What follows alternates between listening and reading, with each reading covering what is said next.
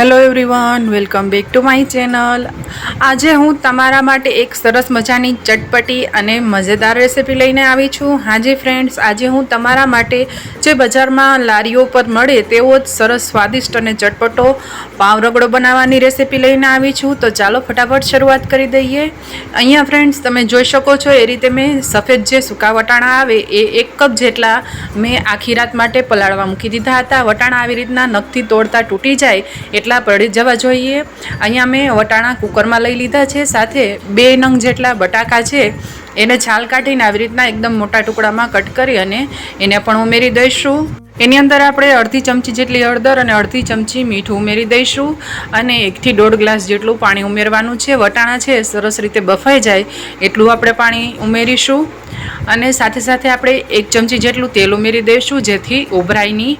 અને બીજી એક કિચન ટિપ્સ અહીંયા તમારા માટે, કોઈ પણ આપણે દાળ બાફતા હોઈએ કે આવી રીતે કઠોળ બાફીએ ત્યારે એને ઢાંકણમાં આ જે વાયસરનો ભાગ હોય છે એની અંદર આપણે અમુક ટીપા તેલના ઉમેરી અને પછી કુકર બંધ કરીને જો કોઈ પણ વસ્તુ બાફશું તો એ ઉભરાશે નહીં। અહીંયા તમે જોઈ શકો છો સીટી થાય છે તો પણ ઉભરાતું નથી। હવે અહીંયા બીજી બાજુ આપણે રગડાનો વઘાર કરીશું, જેના માટે 4 થી 5 ચમચી તેલ મૂકી એની અંદર અડધી ચમચી જીરું, થોડી 5 ચમચી જેટલી હિંગ અને 2 મીડિયમ સાઇઝની ડુંગળી એકદમ ઝીણી સમારીને આપણે ઉમેરી દેવાની છે।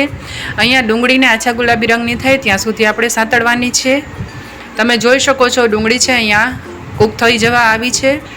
અહીંયા આપણે ગેસની ફ્લેમ છે મીડિયમમાં રાખેલી છે। મીડિયમ ફ્લેમ ઉપર આપણે ડુંગળીને સેજ ટ્રાન્સલ્યુશન એટલે કે આછા ગુલાબી રંગની કલરની થાય ત્યાં સુધી આપણે એને સાંતળી લઈશું। હવે એની અંદર આપણે અડધી ટેબલ સ્પૂન જેટલી લસણની પેસ્ટ ઉમેરીશું, જે આપણે કાઠિયાવાડી ઘરમાં બધાને મળતી હોય છે એ જ લસણની કળી, મીઠું અને લાલ મરચું પાવડર એ વાટીને બનાવેલી લાલ મરચાંની અહીંયા લસણની પેસ્ટ છે એ ઉમેરી દીધી છે અને એને સરસ રીતે આપણે તેલમાં 1-8 મિનિટ માટે સાંતળી લઈશું, જેથી આપણે આ જે મરચાંની પેસ્ટ છે એનો કલર પણ સરસ આવી જાય તેલમાં અને લસણ છે એ પણ સરસ એવું સંતળાઈ જાય અને એની કચાશ જતી રહે। અહીંયા તમે જોઈ શકો છો ફ્રેન્ડ્સ, લસણ અને ડુંગળી છે એ બંને સરસ રીતે સંતળાઈ ગયા છે। એની અંદર આપણે 2 મીડિયમ સાઇઝના ટમેટા એકદમ ઝીણા સમારીને ઉમેરી દઈશું અને સ્વાદ અનુસાર મીઠું ઉમેરી દઈશું, 5 ચમચી હળદર, 1.5 ચમચી ધાણા જીરું પાવડર અને 1 થી 1.5 ચમચી જેટલું લાલ મરચું પાવડર ઉમેરી દઈશું અને આ મસાલો બળે નહીં એના માટે 2 ટેબલ સ્પૂન જેટલું આપણે પાણી ઉમેરી દઈશું અને હવે આ બધું આપણે કૂક થવા દેવાનું છે। ટમેટા અને મસાલા સરસ રીતે કૂક થઈ જાય અને ચડી જાય ત્યાં સુધી આપણે એને પકાવવાનું છે। ફ્રેન્ડ્સ, તમે જોઈ શકો છો ટમેટા છે એ સરસ મેશી થઈ ગયા છે અને ઓલમોસ્ટ ચડી જવા આવ્યા છે। ટમેટા છે એને ચમચાની મદદથી આવી રીતે થોડું પ્રેસ કરતા રહેવાનું છે, જેથી ટમેટા છે એ સરસ રીતે મેશ થઈ જાય અને ગ્રેવી પણ સરસ રીતે કૂક થઈને રેડી થઈ જાય। તમે અહીંયા જોઈ શકો છો આપણે જે વટાણા અને બટેકા બાફવા મૂક્યા હતા, અહીંયા વટાણા છે સરસ રીતે ચડી ગયા છે।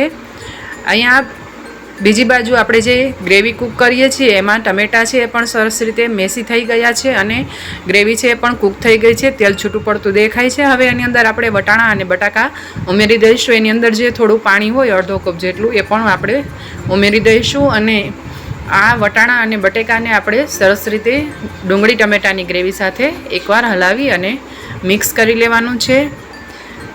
ફ્રેન્ડ્સ, તમે જોઈ શકો છો ગ્રેવી અને વટાણા બટેકા સરસ મિક્સ થઈ ગયા છે। હવે એને 2 થી 3 મિનિટ માટે મીડિયમ ટુ હાઈ ફ્લેમ ઉપર કૂક થવા દેવાનું, જેથી વટાણા બટેકાની અંદર બધી જ ગ્રેવી અને મસાલાનો ટેસ્ટ એબ્સોર્બ થઈ જાય। પછી જે આપણે આ પાઉંભાજીનું મેશર હોય એના મદદથી આવી રીતે અધકચરું વટાણા અને બટાકાને મેશ કરી દેવાનું છે। બટેકા આપણે એટલા માટે જ ઉમેરેલા છે જેથી આપણે જે આ રગડો છે એની ગ્રેવી છે સરસ ઘટ બને। અહીંયા ગ્રેવી સરસ કૂક થવા લાગી છે। હવે આપણે એની અંદર 5 ચમચી જેટલો ગરમ મસાલો અને થોડી ઝીણી સમારેલી કોથમીર ઉમેરી દઈશું। મીડિયમ ફ્લેમ ઉપર આપણે આ રગડાને કૂક થવા દેવાનો છે।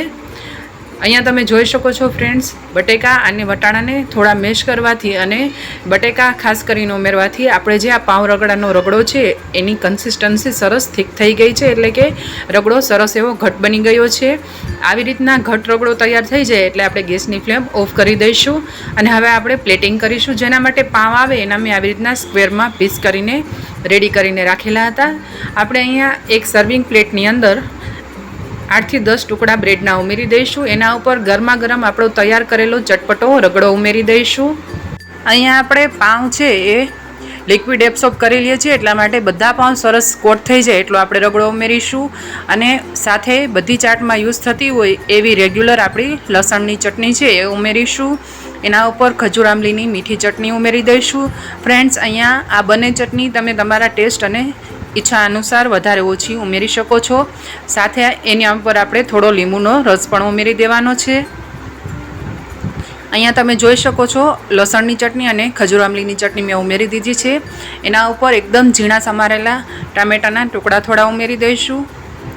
અને સાથે સાથે આપણે ઝીણી સમારીને ડુંગળી રાખેલી હતી એ પણ ઉમેરી દઈશું. અને જો કેરીની સિઝન હોય ને તમે પાઉં રગડો બનાવતા હોય તો ત્યારે ઉપર ઝીણી સમારેલી કાચી કેરીની કટકી પણ ઉમેરી શકો છો. એનાથી પાઉં રગડાને 4 ચાંદ લાગી જશે.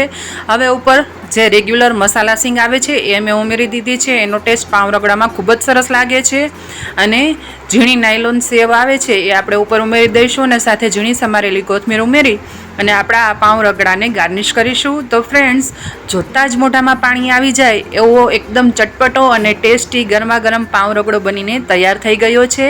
તો ફ્રેન્ડ્સ, છે ને એકદમ ઇઝી આ સ્ટ્રીટ સ્ટાઇલ ગરમા ગરમ પાઉં રગડો બનાવવાની રેસીપી.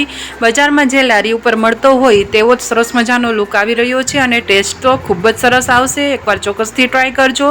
તમને મારી રેસીપી ગમે તો લાઇક કરજો, વધુમાં વધુ શેર કરજો. અને મારી ચેનલ ઉપર નવા હોય, હજુ સુધી મારી ચેનલને સબસ્ક્રાઈબ ન કરી હોય તો મારી આ ચેનલને સબસ્ક્રાઈબ કરજો.